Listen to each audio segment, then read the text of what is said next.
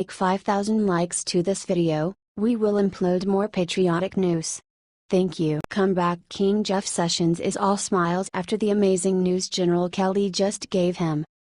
Remember how just last week everyone was freaking out about President Trump firing Jeff Sessions as Attorney General?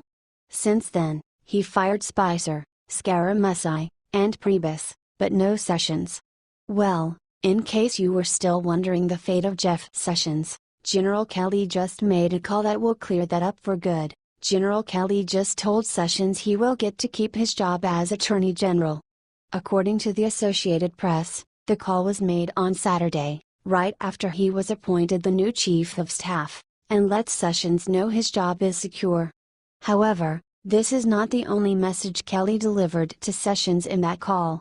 He let AG Sessions know that President Trump, despite keeping him, is still very upset over his Russian recusal and the way he has been prioritizing his Justice Department so far. So, it would be presumptuous to say that Jeff Sessions is out of the woods just yet, however his job is safe. For now. Still, despite Trump giving General Kelly many new authorities as Chief of Staff not delegated to Reince Priebus, at the end of the day he too serves at the pleasure of the President. So, Sessions, just remember who you work for and you should be fine. Share this out everywhere if you are glad to see Jeff Sessions back on Trump's good side, at least, for now. Share.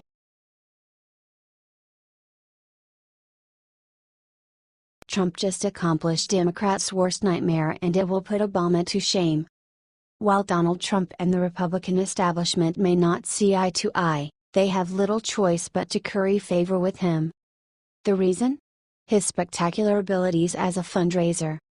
Every Republican who intends to rely on the party for financial help during next year's congressional races better be thankful for Mr. Trump. That's because Trump is the reason the Republican National Committee has managed to raise $75 million in the first 6 months of this year. Compare that with the fact that, in Obama's first 6 months, the Democratic National Committee had only raised half that. Because of Trump's popularity with his base, they have been willing to donate more money than ever before. In fact, the party raised more cash online in the first 6 months of 2017 than it did in the entire of 2016.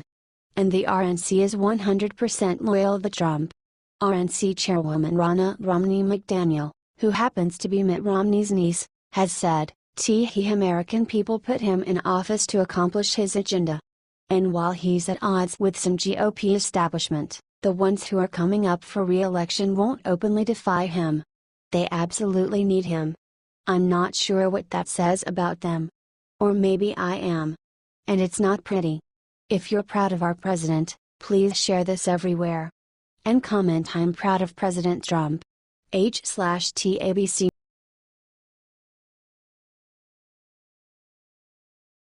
Huma just revealed Hillary's darkest secret in newly released emails that will leave the world stunned. Uh-oh. The Judicial Watch just got their hands on some prime Hillary Clinton emails that reveal the huge conflicts of interest she had between her position as Secretary of State and her role in the Clinton Foundation. The emails in question were sent to and from Hillary's right-hand woman and personal assistant Huma Abedin, and they are jaw-dropping. Many of the emails are from donors, including a Clinton Library donor, asking for jobs or meetings.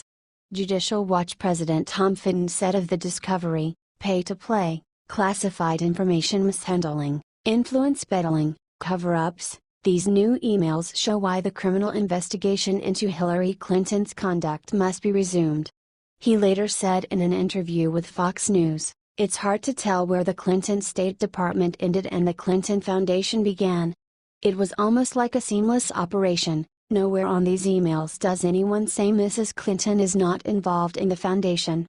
Stop coming to us for favors. These emails are truly scandalous." Here are a few examples. Warren Buffett's son, Howard Buffett Jr., emailed Abedin to ask for a meeting between his father, a major Clinton donor, and Hillary Clinton to discuss food security. Abedin replied, "We will take care of this." Miguel Lozla was a member of the Clinton Global Initiative and donated $1 million to the Clinton Presidential Library. Laws asked for Abden to seek an appointment as ambassador to the Dominican Republic for one of his friends. It is unknown if his friend became ambassador due to redactions in the email. Clinton's brother, Tony Rodham, also emailed Clinton aides several times, once asking for help with a green card renewal and again asking for help for someone involved in a criminal case in the country of Georgia. Clinton's friend Sidney Blumenthal worked for a political party in Georgia. This looks terrible for Clinton and definitely suggests criminal and corrupt behavior. Judicial Watch just released these emails today. You can read them all here.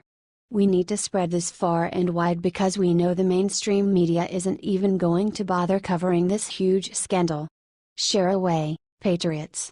H/T Fox News.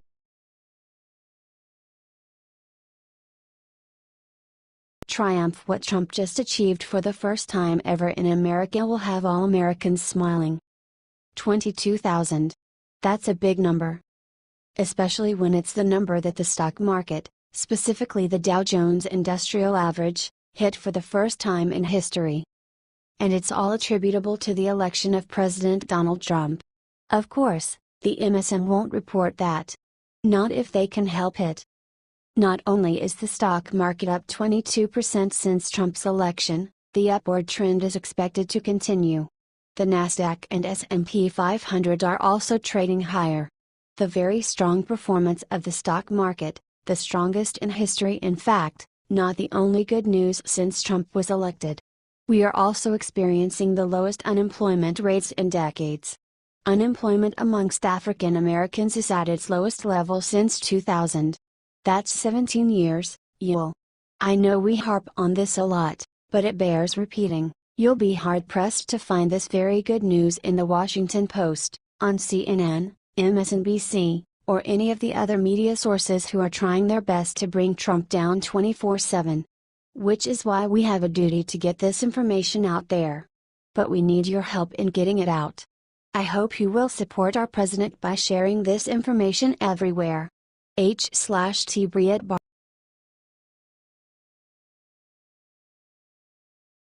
Loretta Lynch's dirty secret just leaked and it's worse than anyone could imagine.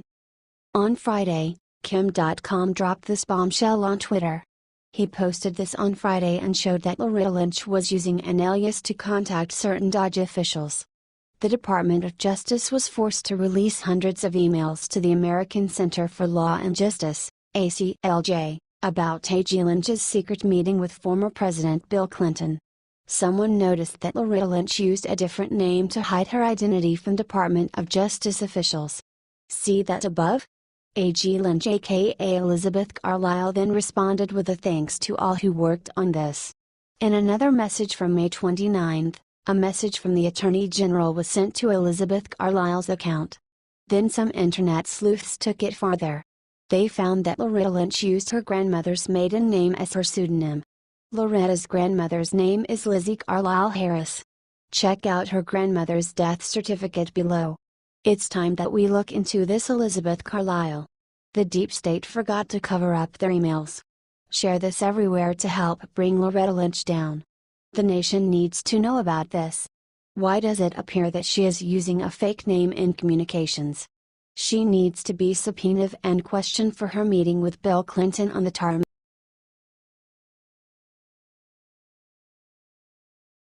Shots fired. Trump just issued brutal threat to Republicans trying to take him down. The traitors in the Republican Party are already circling like vultures. Bill Kristol was a never-say-Trumper during the 2016 election. Obviously, no one cared what he had to say, since Trump is now the POTUS. Trump knew that, and referred to him as a loser during the campaign. Well, he's ramping up again. Kristol, who is the editor-at-large of the Weekly Standard, is trying to create a committee not to renominate the president. He reportedly told the New York Times, "We need to take one shot at liberating the Republican Party from Trump, and conservatism from Trumpism." Here's some video of Bill Kristol, starting at about 3:30 in, and there are, apparently, many Republicans who'd love to take his place in 2020. Ohio Governor Kasich, for example, has been very vocal against Trump and seems to be positioning himself to run. Most of the others, though, are laying lower, but still courting donors and interest groups for support. Should Trump be worried? Not according to White House spokeswoman, Lindsay Walter, who warned, the president is as strong as he's ever been in Iowa, and every potentially ambitious Republican knows that. I think that the more they try to tear him down, the stronger Trump's base gets. We got him elected the first time, and we can do it again. Do you agree? Comment yes or no and please share to get all the support we can. H/T The Washington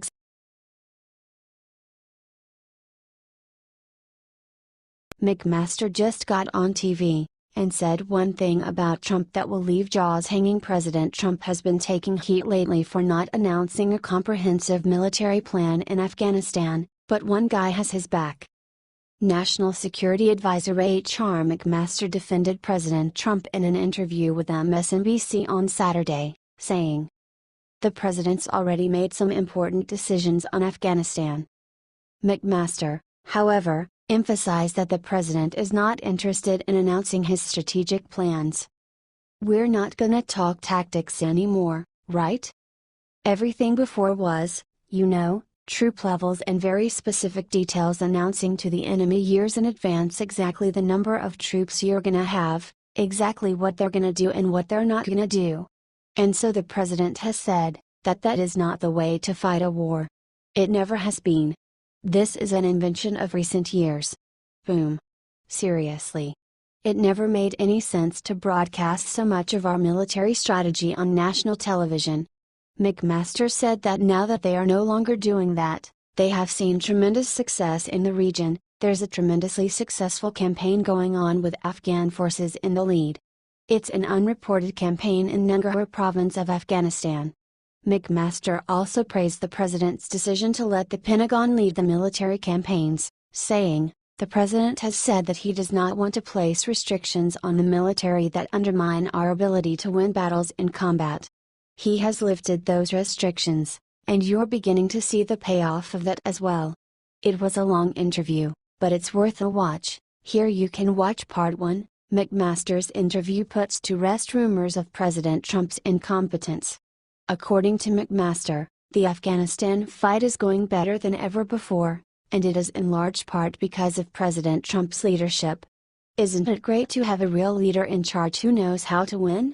Share if you think so, Patriots. H/T The